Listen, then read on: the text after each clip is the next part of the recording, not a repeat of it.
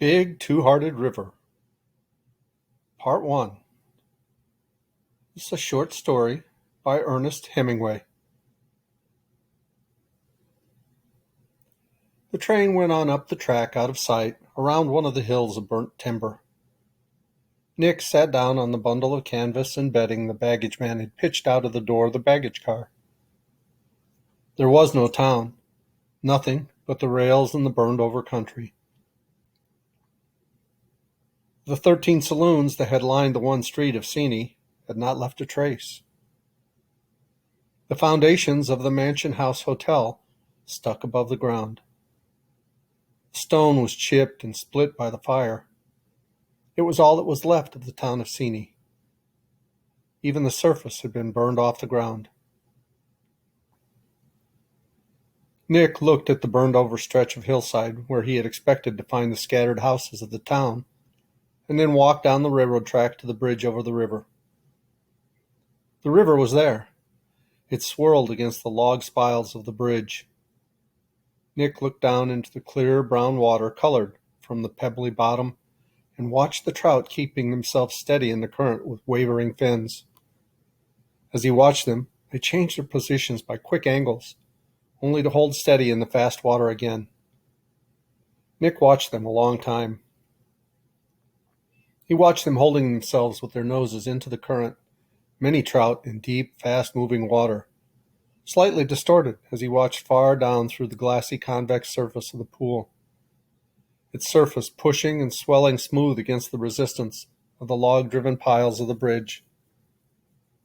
At the bottom of the pool were the big trout. Nick did not see them at first. Then he saw them at the bottom of the pool, big trout looking to hold themselves on the gravel bottom in a varying mist of gravel and sand, raised in spurts by the current. Nick looked down into the pool from the bridge. It was a hot day. A kingfisher flew up the stream. It was a long time since Nick had looked into a stream and seen trout. They were very satisfactory. As the shadow of the kingfisher moved up the stream, a big trout shot upstream in a long angle, only his shadow marking the angle, then lost his shadow as he came through the surface of the water, caught the sun, and then as he went back into the stream under the surface, his shadow seemed to float down the stream with the current, unresisting, to his post under the bridge where he tightened, facing up into the current. Nick's heart tightened as the trout moved. He felt all the old feelings. He turned and looked down the stream.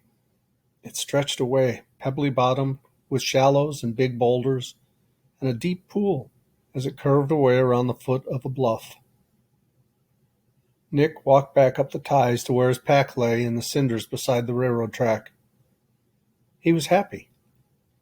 He adjusted the pack harness around the bundle, pulling straps tight, slung the pack on his back, got his arms through the shoulder straps, and took some of the pull off of his shoulders by leaning his forehead against the wide band of the tump line. Still, it was too heavy. It was much too heavy. He had his leather rod case in his hand, and leaning forward to keep the weight of the pack high on his shoulders, he walked along the road that paralleled the railroad track, leaving the burned town behind in the heat, and then turned off around a hill with a high, fire-scarred hill on either side onto a road that went back into the country. He walked along the road, feeling the ache from the pull of the heavy pack. The road climbed steadily. It was hard work walking uphill. His muscles ached and the day was hot, but Nick felt happy. He felt he had left everything behind, the need for thinking, the need to write, other needs. It was all back of him.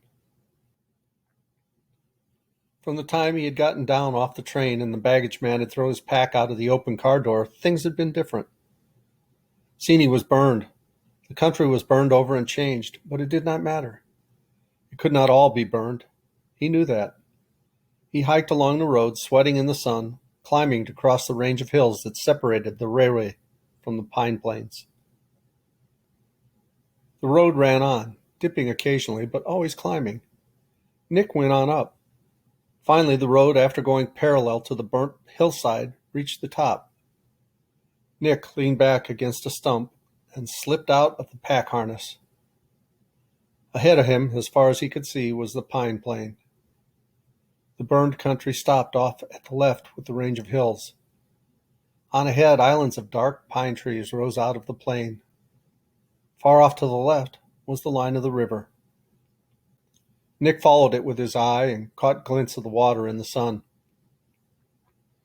There was nothing but the pine plain ahead of him, until the far blue hills that marked the Lake Superior height of land. He could hardly see them, faint and far away in the heat light over the plain. If he looked too steadily, they were gone. But if he only half looked, they were there, the far-off hills of the height of land. Nick sat down against the charred stump and smoked a cigarette. His pack balanced on the top of the stump, harness holding ready, a hollow molded in it from his back. Nick sat smoking, looking out over the country. He did not need to get his map out. He knew where he was from the position of the river. As he smoked, his legs stretched out in front of him. He noticed a grasshopper walk along the ground and up onto his woolen sock. The grasshopper was black. As he had walked along the road climbing, he had started many grasshoppers from the dust. They were all black. They were not the big grasshoppers, with yellow and black or red and black wings whirring out from their black wing sheathing as they fly up. These were just ordinary hoppers, but all a sooty black in color. Nick had wondered about them as he walked without really thinking about them. Now, as he watched the black hopper that was nibbling at the wool of his sock with its four-way lip, he realized that they had all turned black from living in the burned-over land. He realized that the fire must have come the year before, but the grasshoppers were all black now. He wondered how long they would stay that way. Carefully, he reached his hand down and took hold of the hopper by the wings. He turned him up, all his legs walking in the air, and looked at his jointed belly. Yes, it was black too, iridescent where the back and head were dusty. "Go on, Hopper," Nick said, speaking out loud for the first time. "Fly away somewhere." He tossed the grasshopper up into the air and watched him sail away to a charcoal stump across the road. Nick stood up. He leaned his back against the weight of his pack where it rested upright on the stump and got his arms to the shoulder straps. He stood with the pack on his back on the brow of the hill looking out across the country toward the distant river and then struck down the hillside away from the road. Underfoot, the ground was good walking. 200 yards down the hillside, the fire lane stopped.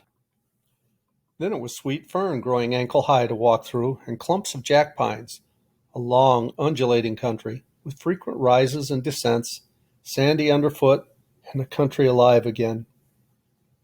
Nick kept his direction by the sun.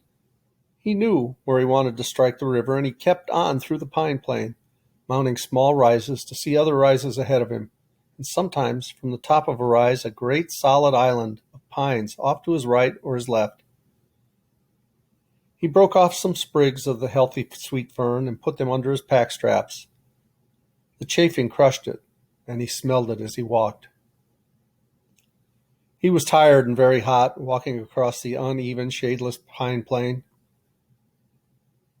At any time, he knew he could strike the river by turning off to his left. It could not be more than a mile away. But he kept on toward the north to hit the river as far upstream as he could go in a day's walk. For some time, as he walked, Nick had been in sight of one of the big islands of pines standing out above the rolling high ground he was crossing. He dipped down, and then as he came slowly up to the crest of the bridge, he turned and made toward the pine trees. And we'll pause here and try to finish this in the next video. As Tigger says, ta-ta for now. Thanks so much for watching. Love you guys. Bye-bye.